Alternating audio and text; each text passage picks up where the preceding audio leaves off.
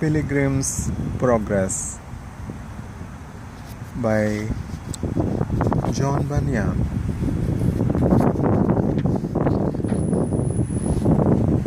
Part 1, Stage 1, page 17. Evangelist. Secondly, thou must abhor his laboring to render the cross odious unto thee, for thou art to prefer it before the treasures of Egypt. Hebrews chapter 11 verses 25-26.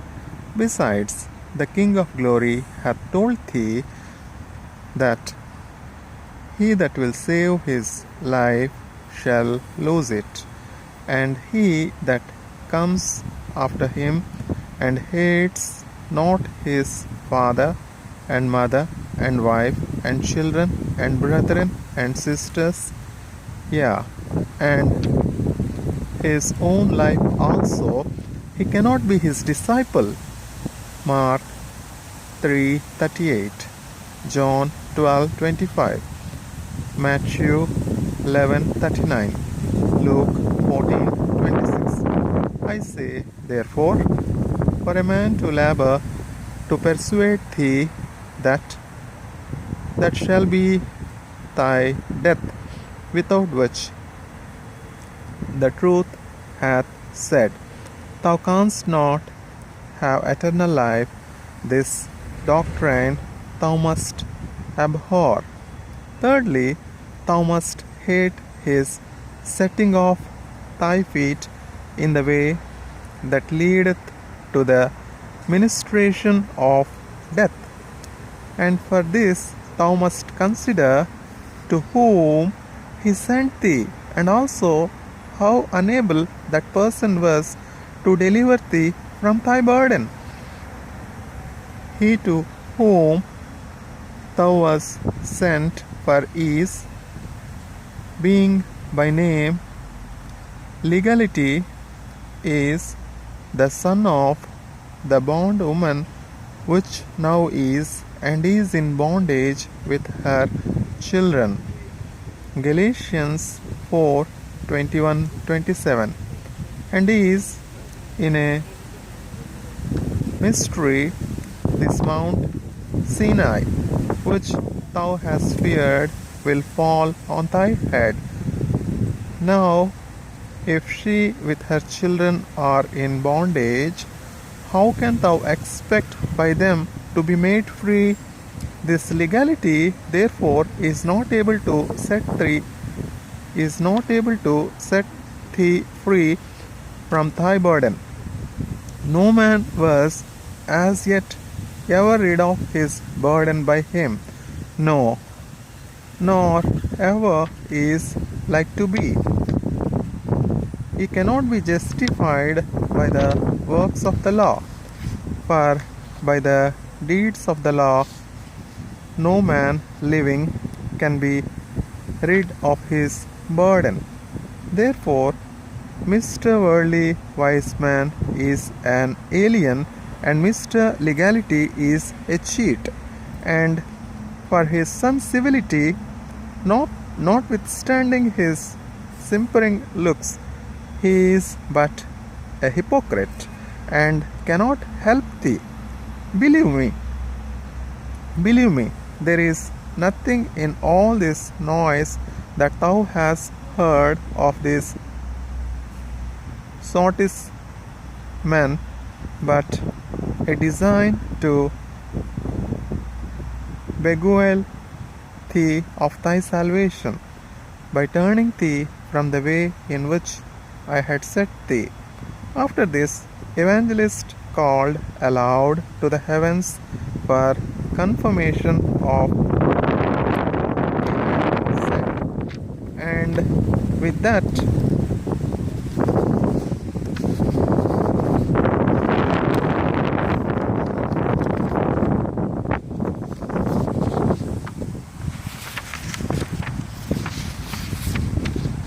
there came birds and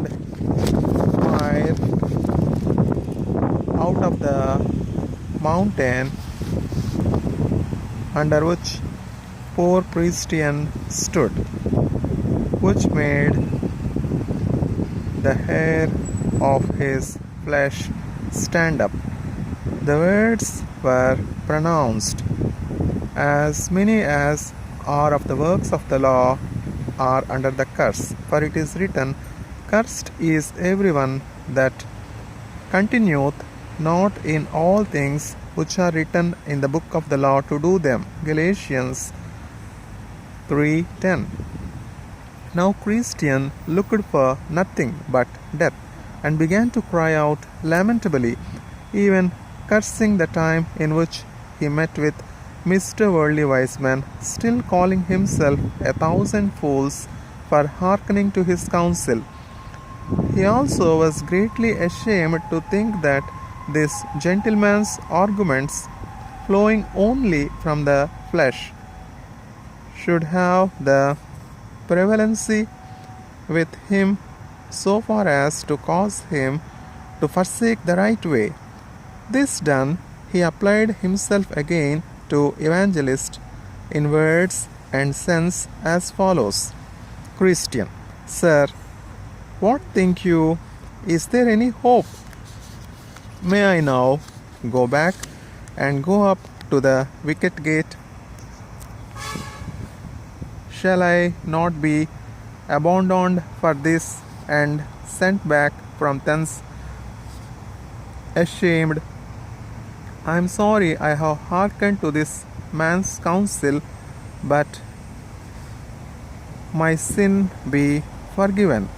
Evangelist: Then said Evangelist to him, Thy sin is very great, for by it thou hast committed two evils. Thou hast forsaken the way that is good, to tread in forbidden paths. Yet will the man at the gate receive thee, for he has good will for men. Only, said he, take heed that thou turn not aside again, lest thou perish from the way, when his wrath is kindled but a little. Psalm 2 verse 12.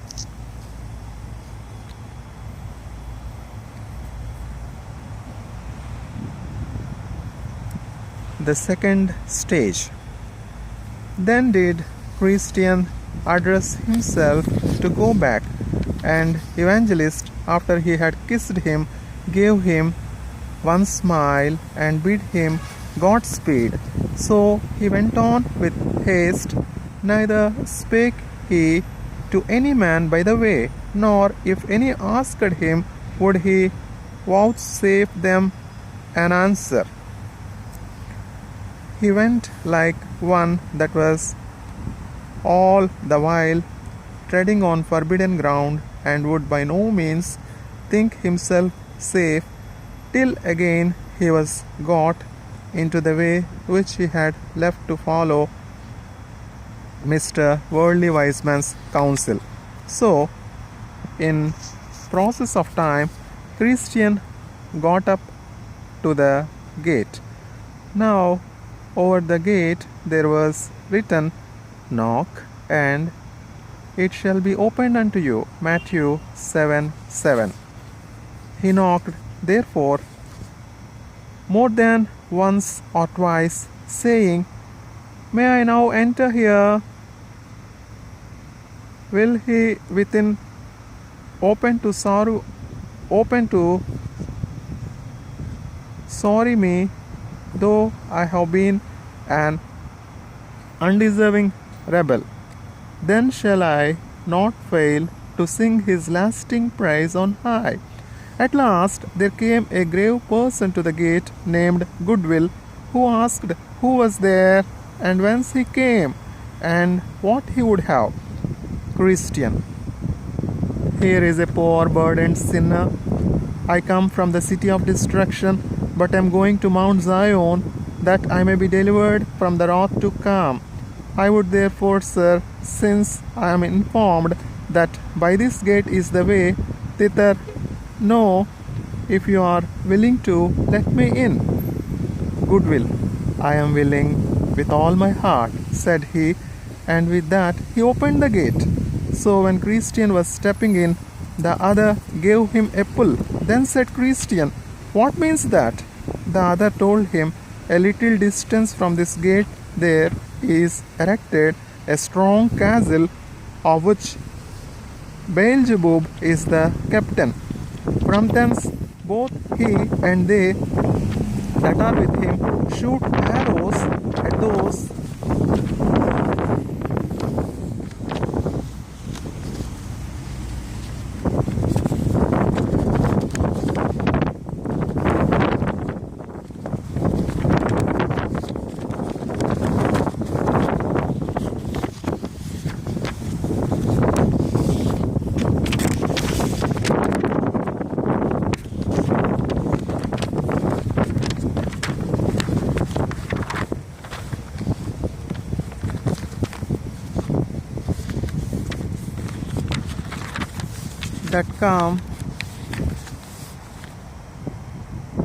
that come up to this gate. If haply they may die before they can enter in." Then said Christian, "I rejoice and tremble." So when he was got in, the man of the gate asked him who directed him thither. Christian, "Evangelist bid me come hither and knock, as I did. And he said that you, sir, would tell me what I must do." Goodwill. "An open door is set before thee, and no man can shut it." Christian. "Now I begin to reap the benefits of my hazards." Goodwill. "But how is it that you came alone?" Christian. "Because none of my neighbors saw their danger as I saw mine." Goodwill. "Did any of them know of your coming?" Christian. "Yes, my wife and children saw me at the first and called after me to turn again. Also some of my neighbors stood crying and calling after me to return. But I put my fingers in my ears and so came on my way." Goodwill. "But did none of them follow you to persuade you to go back?" Christian. "Yes, both obstinate and pliable. But when they saw that they could not prevail, obstinate went railing back, but pliable came with me a little way." Goodwill. "But why did he not come through?" Christian.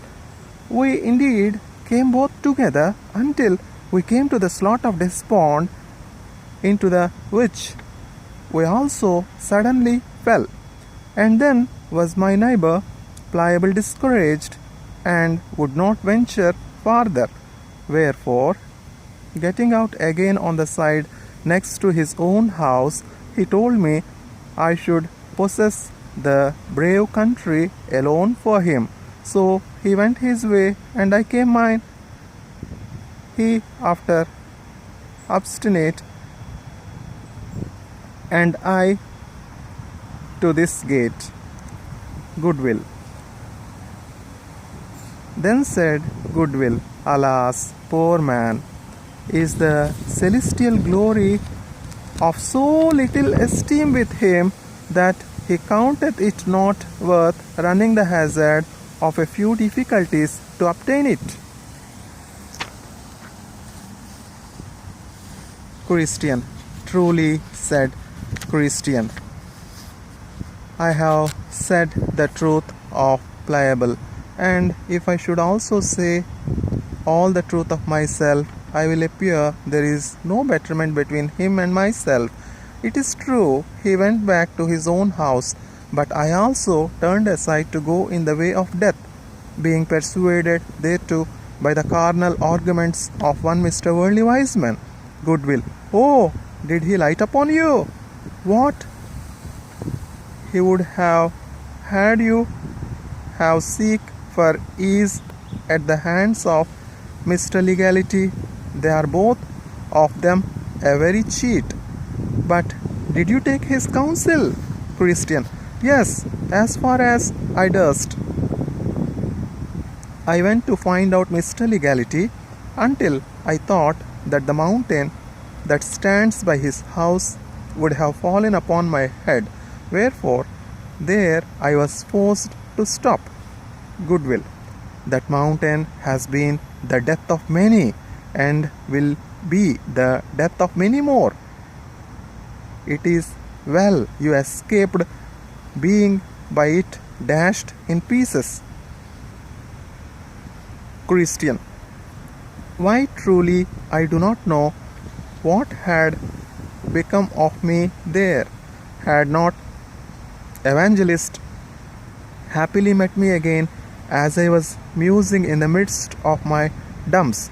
But it was God's mercy that he came to me again, for else I had never come hither. But now I am come, such a one as I am, more fit indeed for death by that mountain than thus to stand talking with my Lord. But oh, what a favor is this to me, that yet I am admitted entrance here. Goodwill. We make no objections against any, notwithstanding all that they have done before they come here. They in no wise are cast out. John 6:37. And therefore, good Christian, come a little way with me, and I will teach thee about the way thou must go. Look before thee, dost thou see this narrow way? This is the way thou must go. It was cast up by the patriarchs, prophets, Christ, and his apostles, and it is as straight as a rule can make it. This is the way thou must go.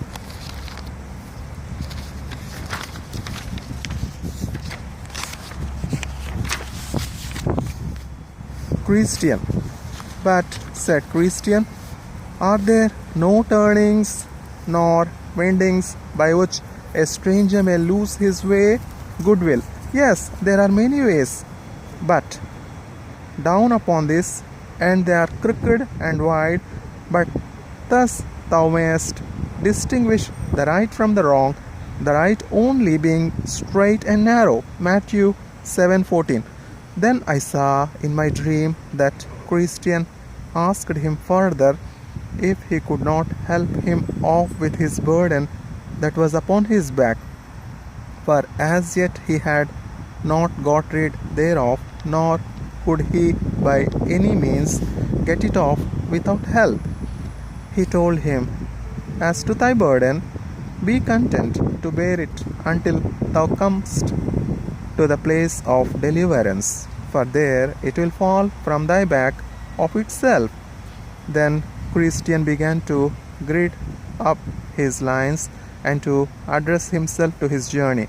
So the other told him that by that he was gone some distance from the gate, he would come to the house of the interpreter, at whose door he should knock, and he would show him excellent things. Then Christian took his leave of his friend, and he again bid him Godspeed.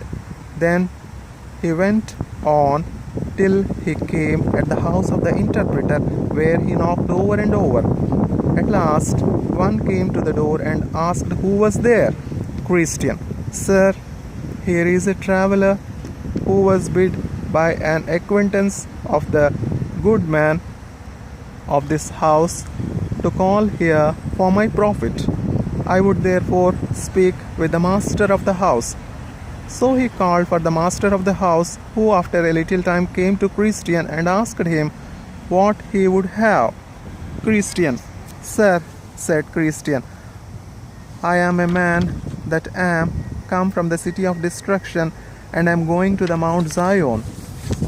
And I was told by the man that stands at the gate at the head of this way, that if I called here, you would show me excellent things, such as would be helpful to me on my journey. Interpreter. Then said interpreter, Come in, I will show thee that which will be profitable to thee. So he commanded his man to light the candle, and bid Christian follow him. So he had him into a private room, and bid his man open a door.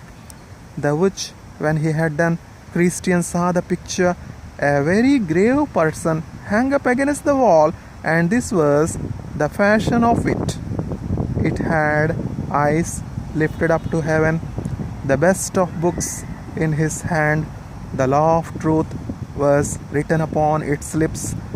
The world was behind its back, it stood as if it pleaded with men, and a crown of gold did hang over its head. Christian. Then said Christian, what means this? Interpreter. The man whose picture this is one of 1,000. He can beget children. 1 Corinthians 4:15. Travail in birth with children. Galatians 4:19. And nurse them himself when they are born. And whereas thou seest him with his eyes lift up to heaven, the best of books in his hand, and the law of truth writ on his lips. It is to show thee that his work is to know and unfold dark things to sinners, even as also thou seest him stand as if he pleaded with men. And whereas thou seest the world as cast behind him, and that a crown hangs over his head, that is to show thee that slighting and despising the things that are present for the love that he hath to his master's service, he is sure in the world that comes next to have glory for his reward. Now, said the interpreter, I have showed thee this picture first. I have showed thee this picture first, because the man whose picture this is the only man whom the Lord of the place whither thou art going hath authorized to be thy guide in all difficult places thou mayest meet.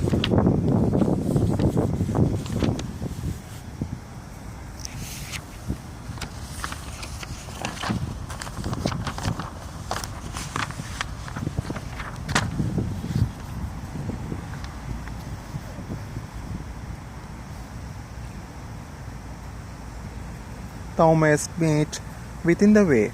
Wherefore take good heed to what I have showed thee, and bear well in thy mind what thou hast seen, lest in thy journey thou meet with some that pretend to lead thee right, but their way goes down to death. Then he took him by the hand and led him into a very large parlor that was full of dust, because never swept. The which after he had reviewed it a little while, the interpreter called for a man to sweep. Now when he began to sweep, the dust began so abundantly to fly about that Christian had almost therewith been choked. Then said the interpreter to a damsel that stood by, Bring hither water and sprinkle the room. The which, when she had done, it was swept and cleansed with pleasure. Christian. Then said Christian, What means this? Interpreter. The interpreter answered, This parlor is the heart of a man that was never sanctified by the sweet grace of the gospel. The dust is his original sin and inward corruptions that have defiled the whole man. He that began to sweep at first is the law, but she that brought water and did sprinkle it is the gospel. Now whereas thou sawest that so soon as the first began to sweep, the dust did so fly about that room by him could not be cleansed, but that thou was almost choked therewith. This is to show thee that the law, instead of cleansing the heart by its cutting from sin, doth divide. Romans 7:9. But put strength into 1 Corinthians 15:56, and increase it in the soul. Romans 5:20. Even as it doth discover and forbid it, for it doth not give power to subdue. Again, as thou sawest the damsel sprinkle the room with water, upon which it was cleansed with pleasure. This is to show thee that when the gospel comes in the sweet and precious influences thereof to the heart, then I say, even as thou sawest the damsel lay the dust by sprinkling the floor with water, so is sin vanquished and subdued, and the soul made clean through the faith of it, and consequently fit for the King of glory to inhabit. John 15:3, Ephesians 5:26, Acts 15:9, Romans 16:25 and 26. I saw moreover in my dream that the interpreter took him by the hand and had him into a little room, where saw two little children, each one in his chair. The name of the eldest was Passion, and the name of the other Patience. Passion seemed to be much discontented, and Patience was very quiet. Then Christian asked, "What is the reason of the discontent of Patience?" The interpreter answered, "The governor of them would have him stay for his best things till the beginning of the next year, but he will have all now, but Patience is willing to wait." Then I saw that one came to Patience and brought him a bag of treasure and poured it down at his feet, the which he took up and rejoiced therein, and withal laughed Patience to scorn. But I beheld but a while, and he had lavished all away and had nothing left him but rags. Christian. Then said Christian to the interpreter, "Expound this matter more fully to me." Interpreter. So he said, "These two lads are figures, passion of the men of this world, and patience of the men of that which is to come. For, as here thou seest, passion will have all now. This year, this is to say, in this world. So are the men of this world. They must have all their good things now. They cannot stay till the next year, that is, until the next world, for their portion of good. That proverb, a bird in the hand is worth two in the bush, is of more authority with them than are all the divine testimonies of the good of the world to come. But as thou sawest that he had quickly lavished all away and had presently left him nothing but rags, so will it be with all such men at the end of this world." Christian. Then said Christian, Now I see that Patience has the best wisdom, and that upon many counts. 1. Because he stays for the best things. 2. And also because he will have the glory of his when the other has nothing but rags. Interpreter.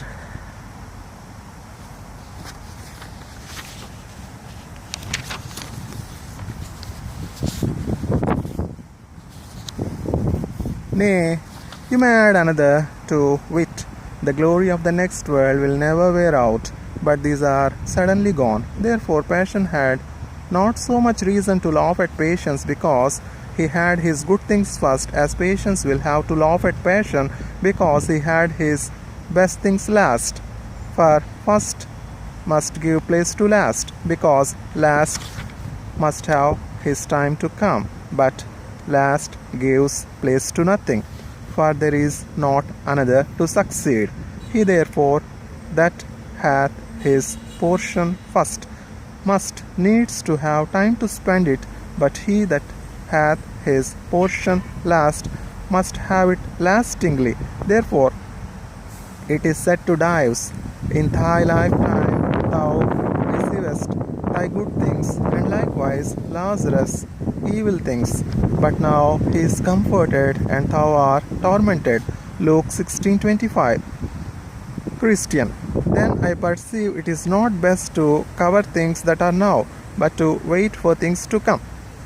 Interpreter. You say truth, for the things that are seen are temporal, but the things that are not seen are eternal. 2 Corinthians 4:18. But though this be so, yet since things present and our fleshly appetite are such near neighbors one to another, and again because things to come and carnal sense are such strangers one to another, therefore it is that the first of these so suddenly fall into enmity, and that distance is so continued between the second. Then I saw in my dream that the interpreter took Christian by the hand and led him into a place where was a fire burning against a wall, and one standing by it, always casting much water upon it to quench it. Yet did the fire burn higher and hotter. Then said Christian, What means this? The interpreter answered, This fire is the work of grace that is wrought in the heart. He that casts water upon it to extinguish and put it out is the devil. But in that thou seest the fire notwithstanding burn higher and hotter, thou shalt also see the reason of that. So he had him about to the backside of the wall, where he saw a man with a vessel of oil in his hand, of the which he did also continuously cast, but secretly into the fire. Then said Christian, What means this? The interpreter answered, This is Christ, who continually with the oil of his grace maintains the work already begun in the heart, by the means of which, notwithstanding what the devil can do, the souls of his people prove gracious still. 2 Corinthians 12:9. And in that thou sawest that the man stood behind the wall to maintain the fire. This is to teach thee that it is hard for the tempted to see how this work of grace is maintained in the soul. I saw also that the interpreter took him again by the hand and led him into a pleasant place, where was built a stately palace, beautiful to behold, at the sight of which Christian was greatly delighted. He saw also upon the top thereof certain persons walking, who were clothed all in gold. Then said Christian, May we go in thither? Then the interpreter took him and led him up towards the door of the palace, and behold, the door stood a great company of men, desirous to go in, but durst not.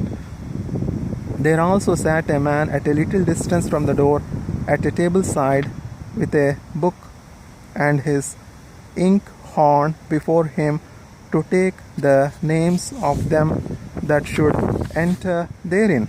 He saw also that is in the doorway stood many men in armor to keep it, being resolved to do to the men that would enter what hurt and mischief they could. Now was Christian somewhat in image. At last, when every man started back for fear of the armed men, Christian saw a man of a very stout countenance come up to the man that sat there to write, saying, Sit down, my name, sir. The which, when he had done, he saw the man draw his sword and put a helmet on his head, and rush towards the door upon the armed men, who laid upon him with deadly force. But the man, not at all discouraged, fell to cutting and hacking most fiercely.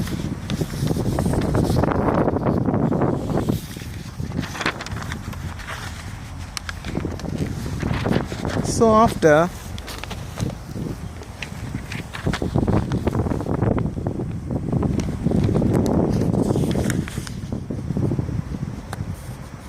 he had received and given many wounds to those that attempted to keep him out.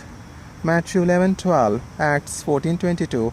He cut his way through them all and pressed forward into the palace, at which there was a pleasant voice heard from those that were within, even of those that walked upon the top of the palace, saying, Come in, come in.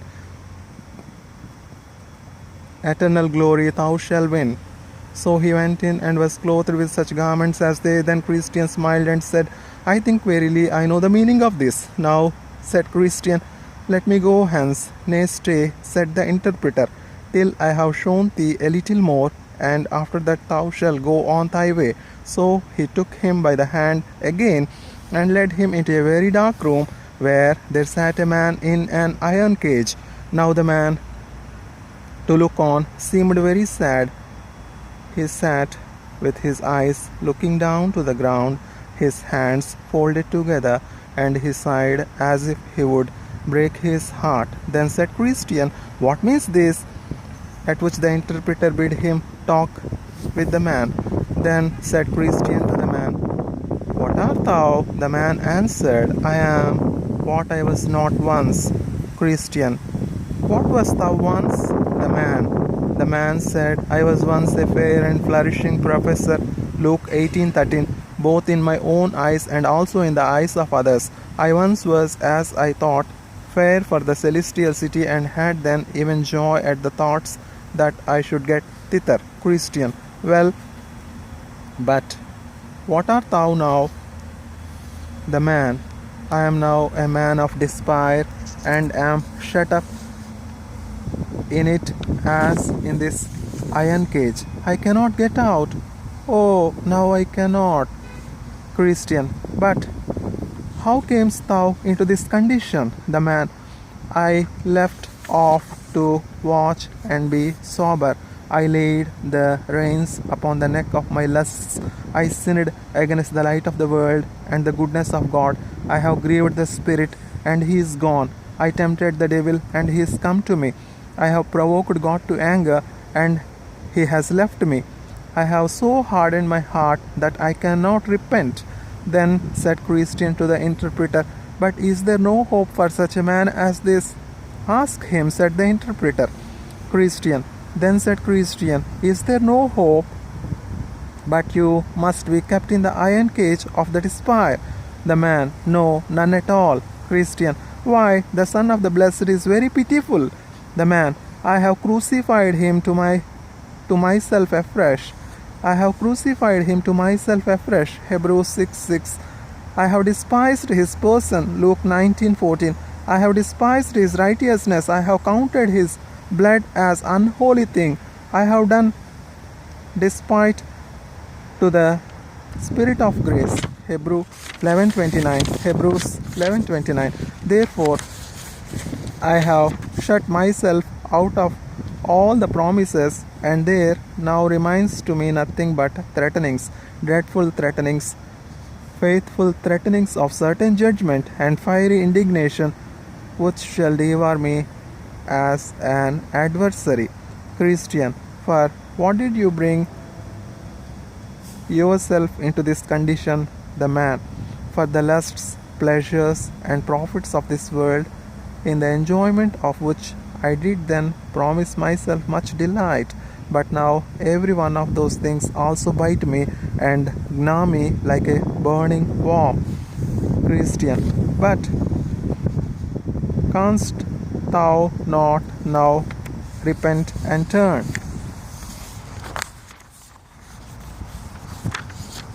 The man, God hath denied me repentance. His word gives me no encouragement to believe. Yea, himself hath shut me up in this iron cage, nor can all the men in this world let me out. O eternity, eternity, how shall I grapple with the mystery that I must meet within eternity? Interpreter. Then said interpreter to Christian, Let this man's misery be remembered by thee, and be an everlasting caution to thee. Christian, well, said Christian, this is fearful. God help me to watch and to be sober, and to pray that I may shun the cause of this man's misery. Sir, is it not time for me to go on my way now? Interpreter, tarry till I shall show thee one thing more, and then thou shalt go on thy way. So he took Christian by the hand again and led him into a chamber where there was one rising out of bed, and as he put on his raiment, he shook and trembled. Then said Christian, why does this man thus tremble? The interpreter then bid him tell to Christian the reason of his so doing. So he began and said, This night, as I was in my sleep, I dreamed, and behold, the heavens grew exceedingly black. Also it thundered and lightened in most fearful wise, that it put me into an agony. So I looked up in my dream and saw the clouds rack at an unusual rate, upon which I heard a great sound of a trumpet, and saw also a man sitting upon a cloud, attended with the thousands of heaven. They were all in flaming fire, also the heavens were in a burning flame. I heard then a voice saying, Arise, ye dead, and come to judgment. And with that the rocks rent, the graves opened, and the dead that were therein came forth. Some of them were exceedingly glad, and looked upward, and some sought to hide themselves under the mountains. Then I saw the man that sat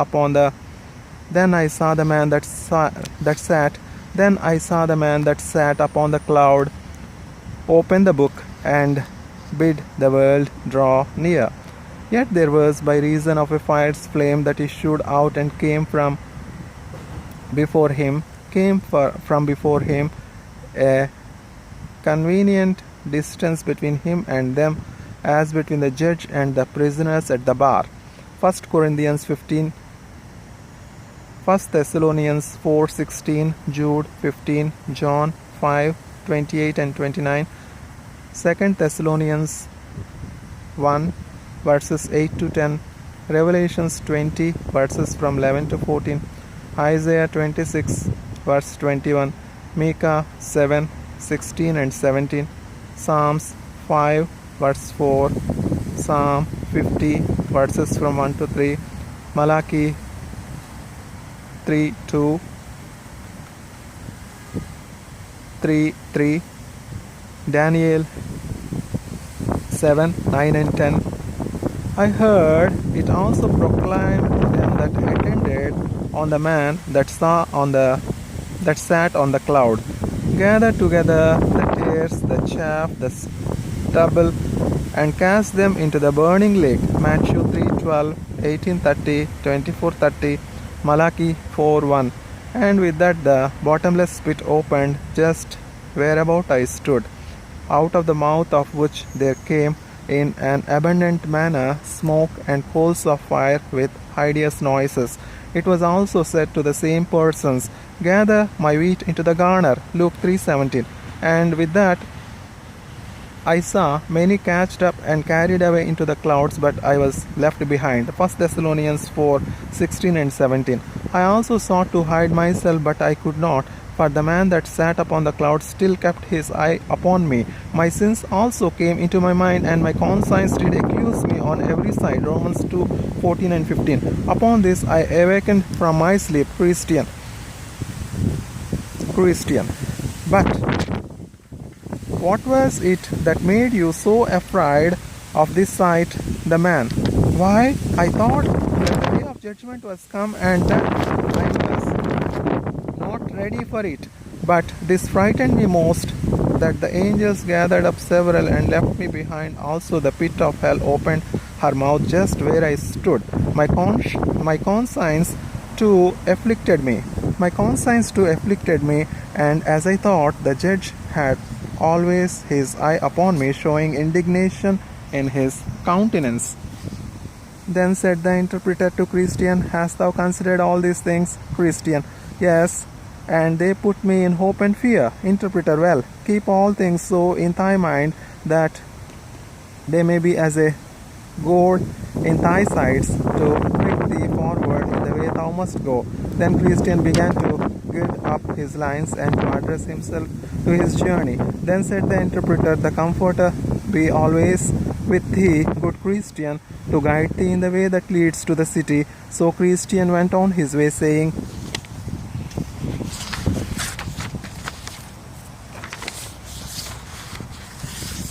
Here I have seen things rare and profitable, things pleasant, dreadful, things to make me stable.